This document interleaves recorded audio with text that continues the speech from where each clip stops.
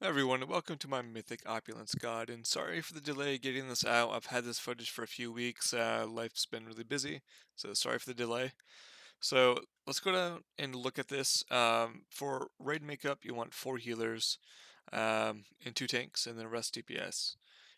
Range or melee doesn't really matter for this fight for the most part, so take what you want. Um, so most important part is you want to try to split your raid DPS in half about as equal as possible. So what normally happens that I've seen other people streaming, it happens to them, it's happened to us.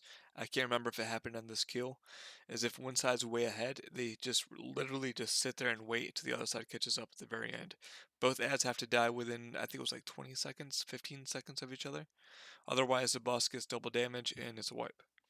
So let's go ahead and look at this pool. Basically, the rooms are the same on both sides. However, the boss has one ability different than the other boss, or add, or like sub boss, I guess. So on the pool, I'm going to pick them up, and basically, this first room's a freebie. Now, the ads do two different attacks. They do a crush, and let me point this out. If you take him up against the gate, he'll always crush the gate. And I know a lot of people like that. I personally hate that. However, if it's better for your guild, then you probably should.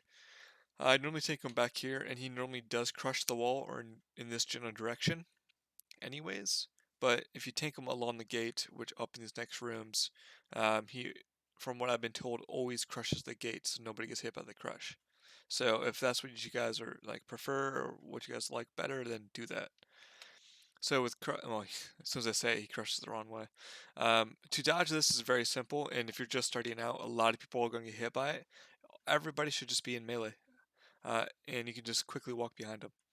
Now there are, as you can see, I think this is a mage over here. I think he doesn't have the trinket yet, or he might have the heroic version. They're going to want to stay out and away from people, and if they have that, that's fine, as long as they take care of themselves, and he does. So on the side I'm on the flame side, the right side. So basically, the flamethrower is what's going to kill everybody most of the time. So this is easy to dodge. You go right behind them, and you stop casting and just run in a circle. You have to be in melee or you're going to die every time. So a lot of this is just like, well, honestly, all of this is like heroic. Um, you just push slower in Mythic, so you have to deal with a flamethrower. So I wasn't really paying attention to the wall there. So crush, the wall is going to change. You're going to move him, and then he's going to flamethrower. Now, what I found easiest is if you face him about 180 from where you have to move next. When he does a flamethrower, if the wall changes, you should be in the safe spot. And we push, and I can't show you. So instead of the flamethrower on the other side, I don't have personal footage. I think I do have other footage. Let me see if I can grab it. But just in case, let me explain it. On the other side, the best way to tank him is in a corner. And when you get the lightning debuff, all three of you run to opposite corners. That way everybody's here, you run the debuffs here, here, and here, and they're out of the way of everybody, and it's easy. If you tank in the middle, you run out of room. So on the other side, I'll try to get the footage, you tank against the wall in the corner, and you drop the lightning balls in the corner, in all three corners. So this room is the fire on the floor. Basically, I just move the boss away from it to make it a little bit easier once he does the flamethrower. Again, dodge crush, run behind him. So I think I move him a little bit. So the whole goal here is you want to make sure that the flamethrower is away from the boss, so when he spins, you don't run through it. Now, let me say, biggest important part of phase one, the phase you're going to wipe the most in. It is more important for you to get hit by anything else except that the flamethrower, the flames of punishment. That will kill you almost every time. It's better for you to get hit by the fire in the ground or the fire in the wall or anything except that flamethrower because that is guaranteed to kill you.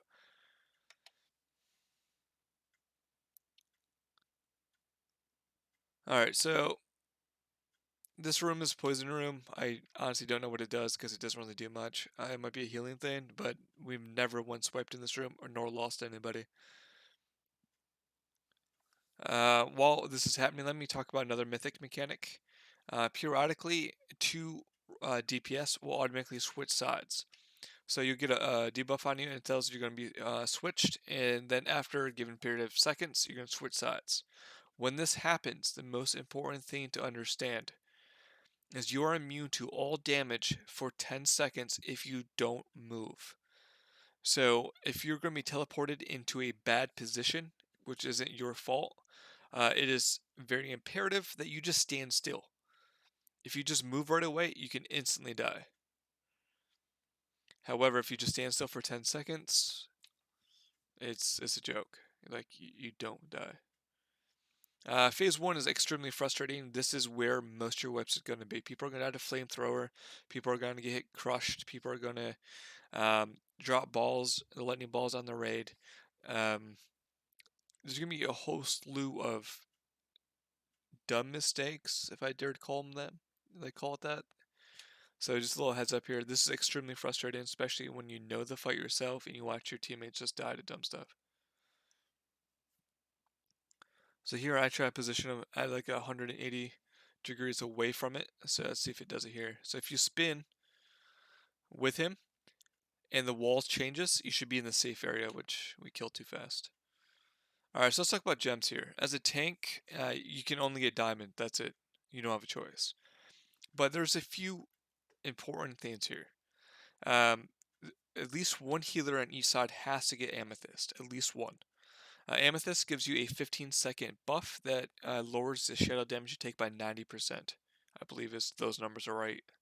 Um, going into the next room, you're going to get a Thief's Bane on you as a debuff. If you do not have the buff from Amethyst, when that takes off, you instantly die.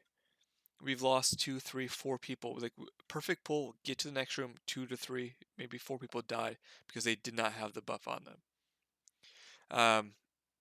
With good gear, which everybody should have at this point, due to Mythic Plus and everything else, you can actually go for Amethyst. That way, it's guaranteed that you have the buff on everybody. Now, this is not the best strat. The best strat is to have 2 Sapphires and 2 Amethyst. However, if you are suffering wipes due to Thief's Bane, or in phase 2, the Wailing, because you don't have the buff on everybody, at least for at the beginning, it is probably better to practice with 4 amethyst or 3 amethyst and a sapphire. But again, ideally 2 and 2 is best. 4 amethyst is if you're suffering from people dying of that. The DPS and healing from sapphire is not needed if everybody stays alive. Other than that, I normally assign 4 to 6 rubies to make sure the ruby debuff stays up on the boss. And the other one's a topaz. At least 2 people should have topaz for the crit buff for everybody, and the rest I honestly don't know because I don't use them. So if you want to know about the other rubies or other gems, you probably just jump on Wowhead and see what the other ones are. But the ones I listed are mandatory for actually winning the fight.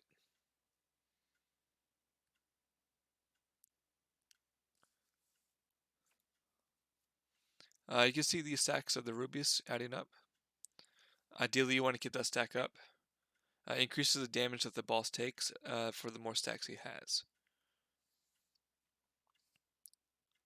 So if you look down here, you see my raid frames, you see that we are way ahead by 4 million more HP than the other ads. So what you're going to see here is us just sitting around doing nothing because we cannot kill it quickly.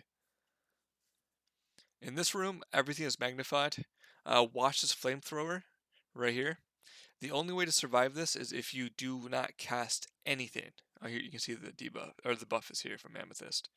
But you cannot cast anything. You just run in a circle around him. Do not try to cast, or you will die. You have to be in melee. Have to.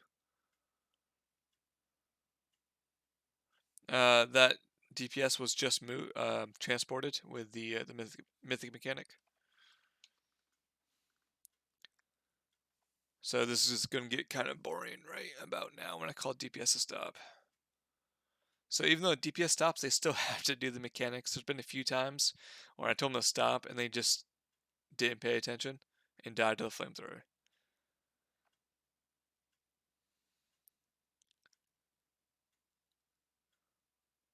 Ideally, and I don't know if we do it here, but I tell them to start DPS when we are like 500k ahead, because the other group's going to have rubies stacking, and we no longer have rubies stacking. So you can see that the ad actually died way before ours did because they had the ruby stack, and I told them to start too late.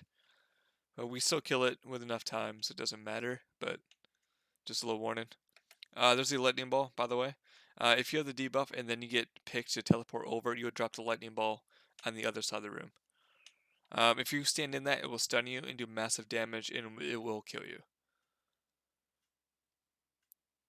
Yeah, we're a little slow getting back because of the ad.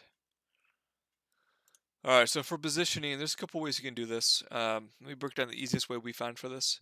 Is we just keep them in the middle. Everybody groups up in melee except the couple with topaz. Everybody stays in the middle.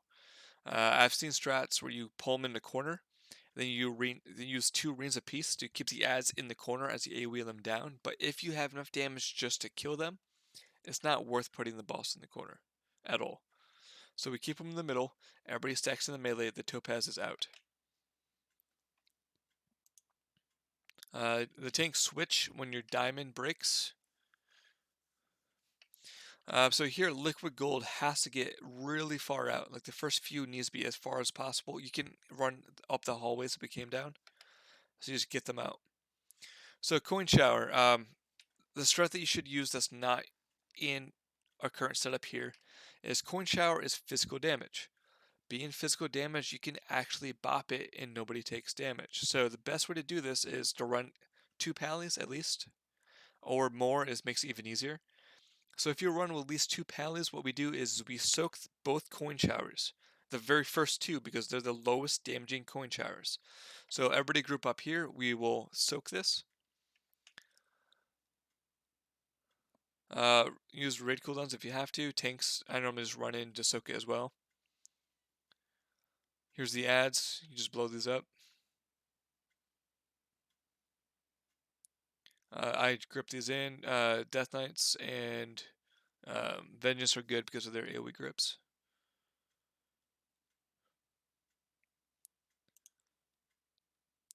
So the second coin shower is coming now. In this we bop it, but in actually now every kill we do now we don't bop the second one.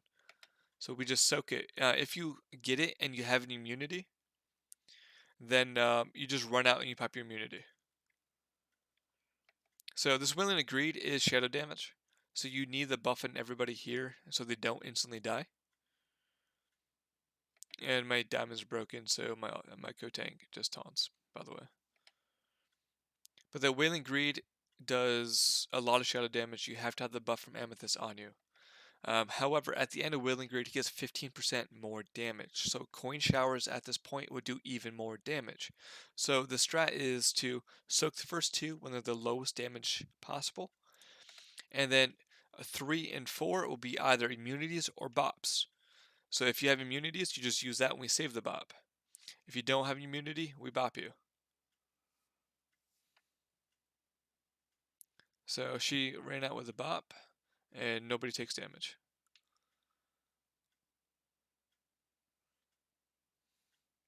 And then the last two, because you're going to get about 5 or 6 probably coin showers on your first kill. The 5th and 6th one is if we have bops left over, you use that. Otherwise, you use an immunity. If you don't have either of those, that person just dies. You don't want to risk anybody dying at that point. So whoever has it just dies. Losing one person is irrelevant. As you can see, the hunter just used turtle and survived fine. We save Bloodlust to near the end of this fight because the stack in rubies is at 110 stacks right now. So if you want to use it, normally during this Wailing of Greed, to maximize damage from the stacks and to help the healers heal through it.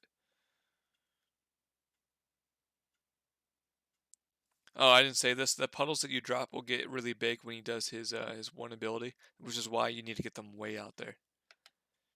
So at this point, any coin showers are just sacrificed or immunities. As long as the raid doesn't die, you win. So one person dying is not a big deal. As you can see, he just died. And that's that. That's it. This fight is mainly all phase 1. As soon as you get phase 1 down without any deaths, it dies really easy. So phase one is the focus point. If you have any questions, please leave them in the comments, and thank you for watching.